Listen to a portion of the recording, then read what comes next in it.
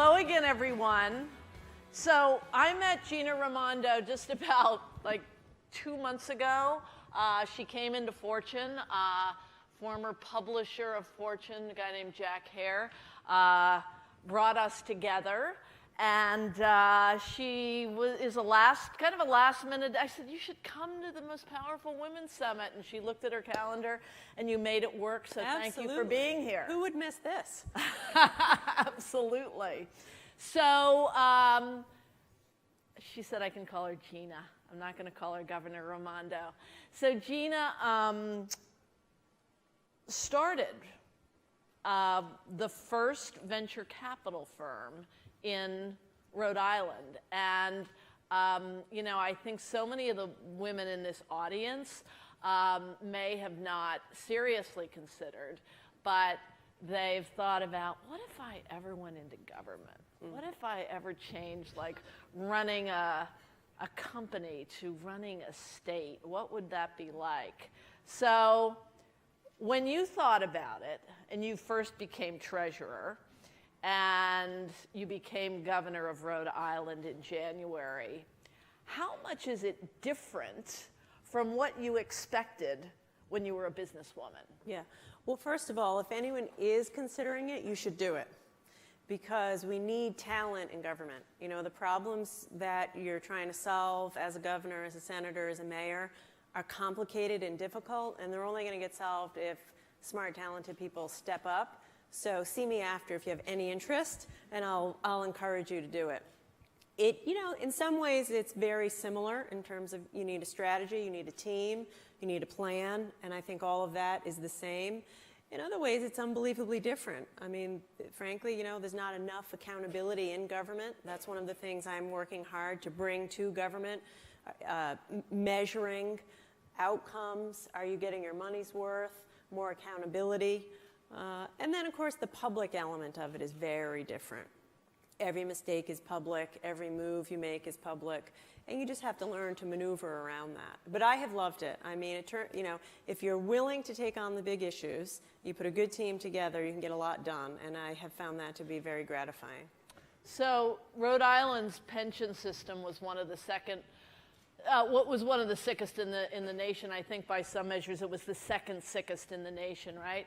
And so Gina was a businesswoman, and she was very concerned about this, and she ran for treasurer, and she won, and she did remarkable things without raising taxes in Rhode Island that did incite the wrath of the unions, and you finally won them over enough to be elected governor. But Gina, describe what you did and describe how bad it was and how much better it got. You know, it was bad. In fact, I don't know if anyone here is from Illinois. I think the only state worse was Illinois. She's waving her hand. It was very bad. Look, I call it the politics of procrastination.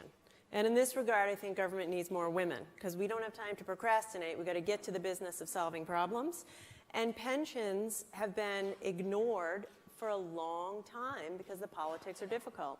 So we had one of the highest unfunded liabilities in the country, and I just decided it was time to take it on.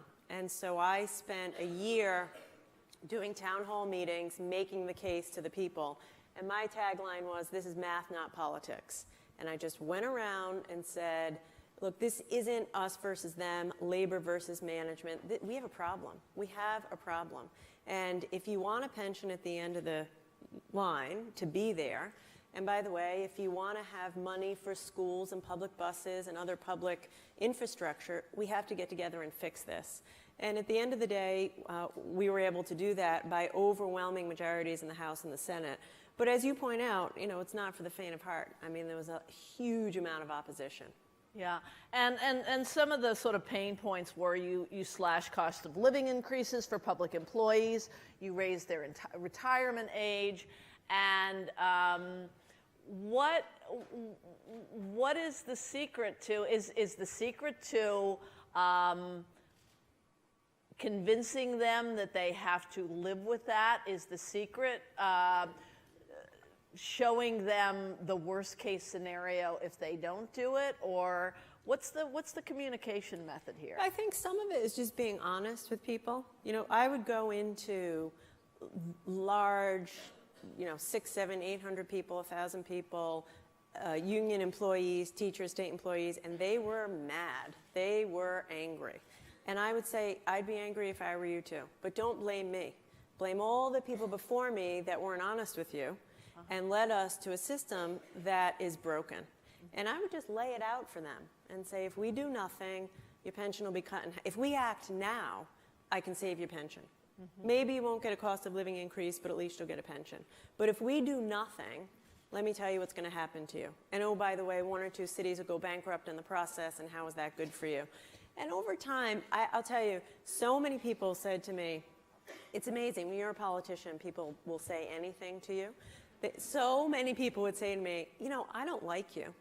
And I don't like you, and I don't like what you're saying, but I trust you.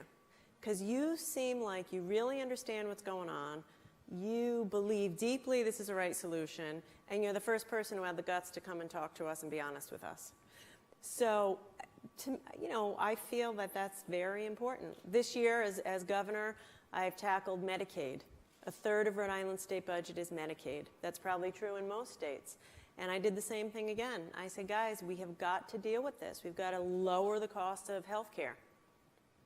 Upset the apple cart again, but we got it done. Rhode Island is moving away from fee-for-service. We're paying for value, not volume.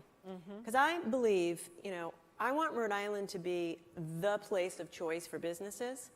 And the only way that's going to happen is if we keep our cost structure low and if we have talent. Right. So that's my overall strategy. So she does have, I don't know how much you play this up, but Gina has a degree, an economics degree from Harvard, undergrad.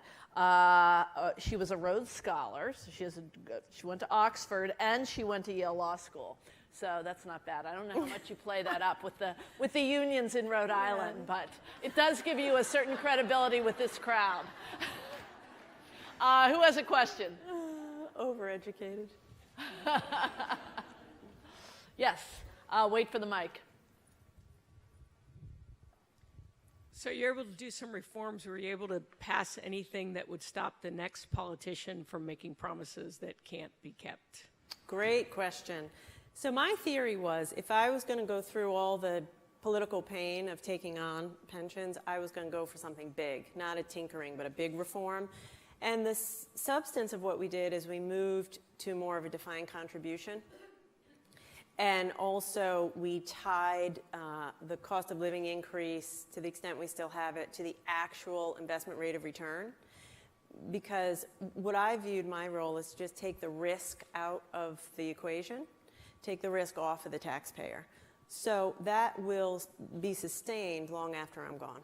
The whole point of it is we couldn't risk having a city go bankrupt the next time the stock market crashed, or the next time another governor came into office or another treasurer came into office. So we really did make these structural reforms that will withstand the test of time. Do you want to stay in politics for many, many, many years to come, or would you consider? Do you see business as your next chapter? It's a good question. So I am 10 months into a 4-year term of being governor. But you were treasurer. I was treasurer. And, yes. So right now I'm consumed 7 days a week with, making Rhode Island's economy more vibrant, making our government work, in many ways fixing dysfunctional departments of government. Mm-hmm. The honest answer is I don't know. I like being an executive. I've got a great team. As with business, it's all about talent. You're going to get the best people around you, and I think I've done that. So I'm focused on this right now, and we'll see where it goes. So I have no particular political plan. I mean, I ran for office because I saw a need in Rhode Island, and we're getting things done. And where that leads, I don't know. You are a big Hillary Clinton supporter. What do you think she needs to do tonight to pull out, to make people stop worrying about Hillary Clinton? You know, she needs to talk about the issues. We need to talk about something other than emails and get her ideas out, and get her solutions out, and get her plans out. And I'm confident that once that discussion begins to happen, she will shine and the campaign will go from there. Well, you're going to be with us tonight, and if you come back here afterwards, you can watch the debate with all of us, and that would be pretty cool. So, Governor Gina Raimondo, thank you very much for being with us. Thank you, Patty.